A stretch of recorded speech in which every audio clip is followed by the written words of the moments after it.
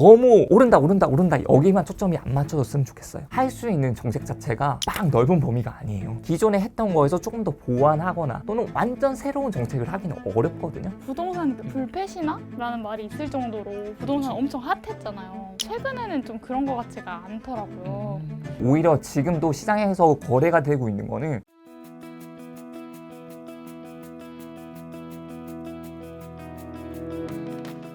6월달까지 진짜 부동산에 관한 이야기들을 사람들이 많이 했는데 지금은 조금 줄어든 것 같아요. 그런 게 거래량에서도 나오고 있거든요. 한번 제가 자주 보는 사이트인데 전국의 거래량이 얼마나 실제로 거래가 되고 있는지 매매, 전세 이런 거래량 확인할 수가 있거든요. 여기서 서울의 거래량을 한번 찾아보도록 하겠습니다. 서울 거래량이 줄었을 때도 있었고 많았을 때도 있었어요. 전체적으로 평균을 따지다 보면 그래서 한 6,500건 정도가 평균 정도의 거래량이라고 보면 됩니다. 서울에서 627 대출 규제가 있기 직전에 10,000건이 넘어가는 거래량이 있었어요. 왜 이렇게 는 거예요? 사람들이 이제 집을 사고 싶어 하는 사람들이 많은 거죠. 그러다 보니까 집을 사고 싶어 하는 사람들이 많고 매도를 하는 사람들도 있고 하다 보니까 그게 잘 맞았던 거죠. 그래서 거래량이 많이 늘었어요. 근데 627 대책 있고 나서는 어떻게 됐을까요? 거래량이 7월 거래량을 보게 되면 4,000건이 조금 안 되는 수치예요. 지금 8월 거래량은 어떻게 됐을까요? 지금 거래량은 더 많이 줄었어요. 근데 왜 줄어들었을까요? 대출이 안 나오니까? 그렇죠. 사람들의 수요가 이거 대출 받아서 내가 집을 사려고 했는데 이 대출이 안 나오니까 집을 사도 될까? 라는 생각이 드는 거잖아요. 그 말인 즉슨 확실히 영향이 있었다는 거죠. 수요를 줄인 건 맞아요. 반면에 거래량이 줄어드는데도 집값이 상승하는 경우가 있어요. KB 시세도 한번 보여드릴 텐데 지금 서울만 일단 보도록 할게요. 빨간색이 진하면 진할수록 많이 오른 거예요. 2022년 말부터 2023년 초까지 어디서 파랗죠. 파란색이 진하면 진할수록 가격이 많이 내렸다는 것을 의미해요. 근데 지금 보게 되면 가격이 오른 거죠. 오르는 와중에도 소폭으로 상승하고 하락하는 경우들이 계속해서 반복하게 되어 있습니다. 이랬을 때 좀 많이 오른 데라고 한다면 강남구라든지 서초구, 송파구, 양천구, 영등포구, 강동구 이런 데 좀 많이 올랐어요. 627 대책이 이때 있었던 거죠. 잠시 좀 주춤하는 모습을 보였어요. 근데 지금 또 어떻게 되고 있나요? 색깔이 변하는 게 또 보이죠. 그만큼 실제로 가격이 조금 주춤하다가 내렸다는 아니에요. 보합을 하거나 조금 상승폭을 줄였다 정도가 되는 거예요. 거래량 줄었어요. 그런데 팔려고 하는 사람들도 나 싸게 팔 생각 없는데 어차피 두고 지키고 있으면 오르는 거 아니야? 라고 생각하는 거. 그리고 상승장이 쭉 지속이 되잖아요. 그러면 거래를 하고 싶어도 살려고 하는 사람들이 많아도 어떻게 돼요? 거래를 할 수가 없겠죠. 2021년 중반부터 거래량이 줄어요? 그러면 어떻게 돼요? 가격이 떨어져야 되잖아요. 근데 보세요. 2027년 빨갛죠? 이거 왜 빨개요? 안 팔아서. 사람들이 살려고 하는 사람들 많죠. 왜냐면 오르고 있으니까 사고 싶어 하잖아요. 주인은 뭐야 더 오를 것 같은데? 내가 지금 이 가격에 왜 팔아? 5천만 원 올려놓고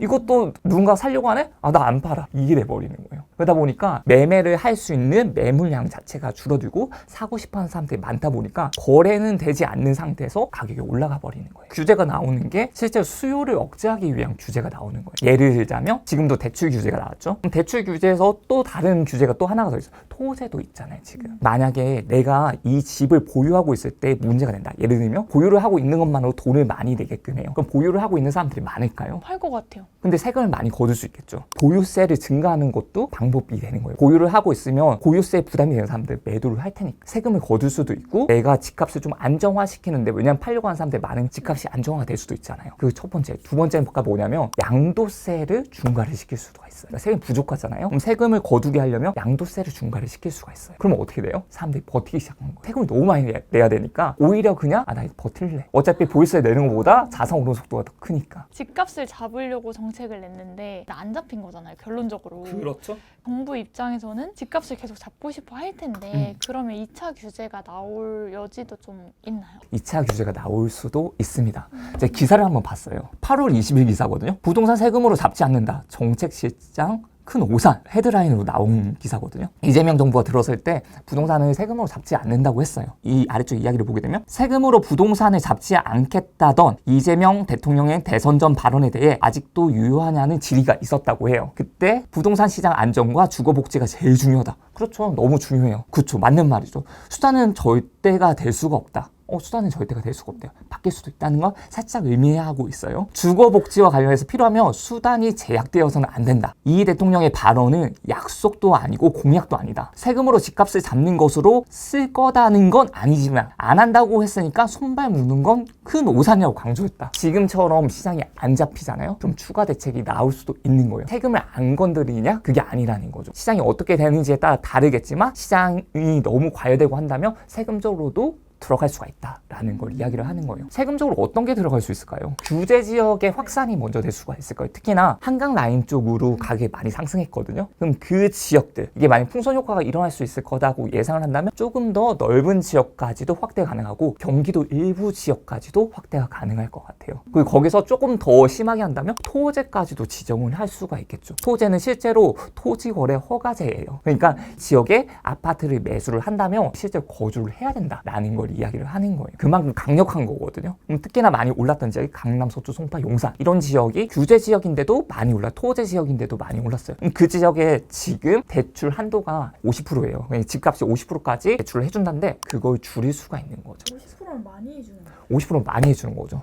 그런데 그걸 40% 줄일 수가 있는데 크게 영향을 받지 않을 거예요. 집값이 많이 오르는 지역은. 왜냐면 지금 대출, 주담대 대출 규제가 있고 나서 한도가 얼마예요? 6억. 그렇죠. 6억이죠. 예를 들어서 집값이 20억이에요. 그러면 LTV 50%면 얼마죠? 10억. 어차피 50%가 안 돼.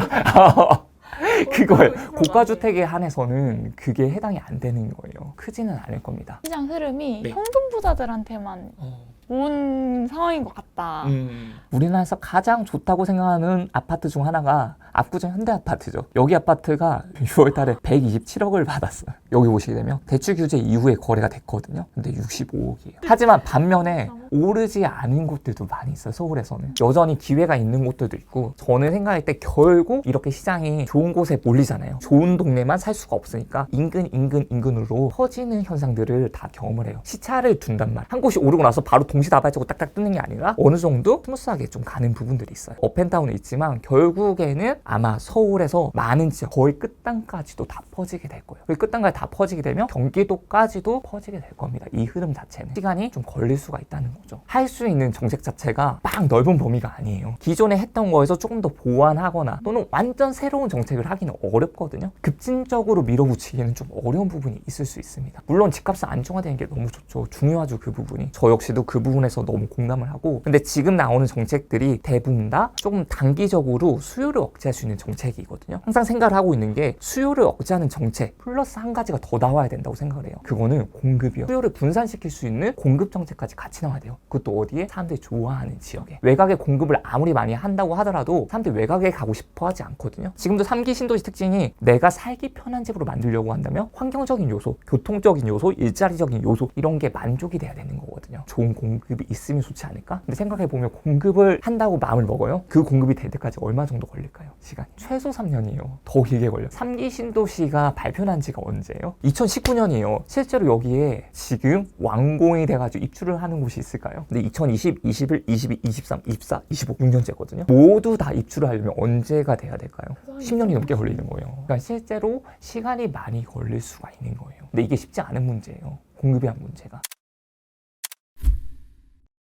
서울에 집을 짓고 싶어요. 그럼 서울에 빈당이 많을까요? 적을까요? 없어요. 그리고 그린벨트 지역으로 묶여있는 곳들도 많아요. 거기에 대규모로 이제 아파트를 짓기 위해서 뭘 해야 되냐면 뉴타운 같은 걸 만들어야 돼요. 또는 재건축, 재개발을 해야 돼요. 쉽지가 않아요. 전세 규제가 있을 수 있다라는 이야기도 있는데 맞아요.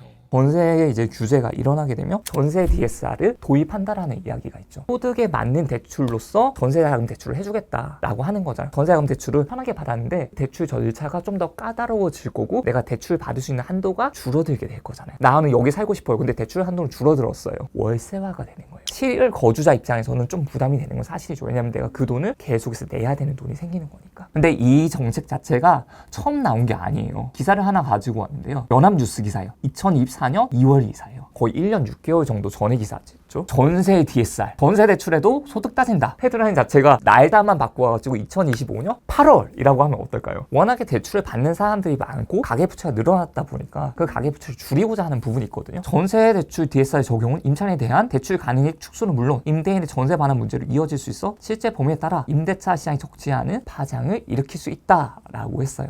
밑에 보면 한 번도 경험해보지 않은 전세 대출 DSR 적용 수위에 시장이 관심이 쏠리고 있다. 그때 이제 나왔던 게 DSR은 아산의 연소득 가운데 빚을 갚는데 필요한 원리금의 비율이 소득의 40%, 은행 기준의 40%를 넘지 않도록 제한하는 것이요. 21년도에도 있었다는 거예요. 할까 말까의 문제. 왜냐면 했을 때 장점도 있지만 부작용도 있을 수 있기 때문에 계속 고민을 하는 거예요. 검토했으나 당시 시민 주거 불안 등을 이유로 포기했다. 그러니까 실제로 살고 있는 사람은 어떻게 할 거예요? 그리고 내가 집을 연장하려고 했는데 DSR 때문에 대출이 안 된대요. 그럼 어떻게 해요? 지금 나와야 되는데. 그런 문제들이 생길 수가 있는 거예요. 주거 안정에 불확실성을 주는 거다 보니까. 다만 이게 중요하죠. 실거주자니까. 임차인의 주거 안정과 주택 시장이 미치는 영향이 클 것으로 예상되는 만큼 시장 상황을 면밀히 검토해 순차적 단계적으로 추진해야 한다라고 하죠. 이게 맞는 거예요. 이걸 했을 때 파장이 얼마나 심할지를 모르는 거잖아요. 아주 조심히 결정을 할 수밖에 없는 거거든요. 전세자금 대출에 대해서 DSR을 적용을 하겠다. 이야기는 2021년에도 있었고 24년에도 있었어요. 지금도 있는데 시행이 될 수도 있어요. 시행이 된다면 어떻게 될 수 있을지, 시행이 되지 않는다면 어떻게 될 수 있을지 생각을 해보시면 된다는 거예요. 그리고 내가 임차인으로 거주를 하고 있을 때도 전세자금 대출 규제가 생긴다라고 한다면 규제가 생겼을 때 내가 어떻게 행동할지에 대한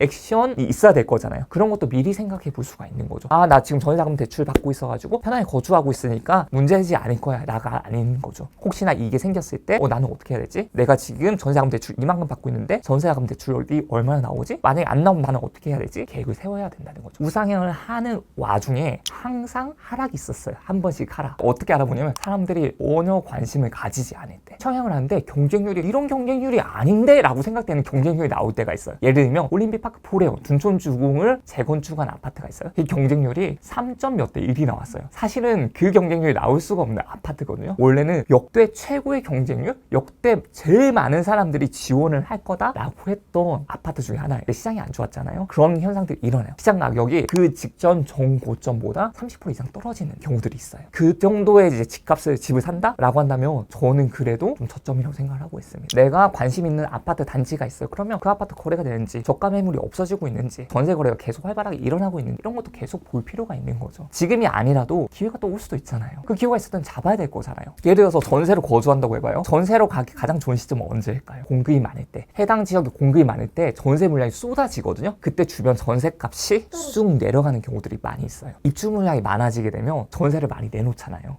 입주를 하는 아파트 세대수가 많잖아요. 그러면 거기서 반 정도는 임대를 내요. 잔금을 하는 날짜가 정해져 있다 보니까 그 안에 전세를 빼려고 하는 사람들이 많거든요. 내가 만약에 싸게 전세를 구하고 싶다 한다면 입주 시즌을 노리는 것도 방법이 될 수가 있죠. 내가 이걸 감당할 수 있는 위기인지 감당할 수 없는 위기인지, 당연히 감당할 수 없는 위기라면 들어가면 안 되는 거겠죠. 근데 감당할 수 있는 위기 플러스 내가 얻고 싶은 기회가 있다면 한 번쯤 생각은 해볼 수 있는 거잖아요. 시야를 너무 한 곳으로만 보지 말고 조금은 넓혀서 보라는 이야기를 드리고 싶어요. 이 다음 정책이 궁금해 하시는 분들이 정말 많거든요. 어떤 규제가 나오든지 위기를 내가 어떻게 판단을 할 수 있는 능력을 기르셨으면 좋겠습니다. 저 역시도 규제 정책이 나왔을 때 해석을 해드릴 거예요. 여러분들도 정책에 따라서 시장이 주춤할 수도 있겠네? 그럼 그 주춤하는 게 오래 갈지 아니면 좀 짧게 갈지, 오래 간다면 나는 어떤 스탠스를 취해야 될지, 이게 짧게 간다면 나는 어떤 행동을 해야 될지 머릿속으로 생각을 미리 한번 해보셨으면 좋겠습니다. 그래야지 내가 어느 정도 규제가 나왔을 때 당하지 않고 내 계획에 맞는 행동으로 이어질 수가 있기 때문에 꼭 늘 좋은 선택을 하셨으면 좋겠습니다.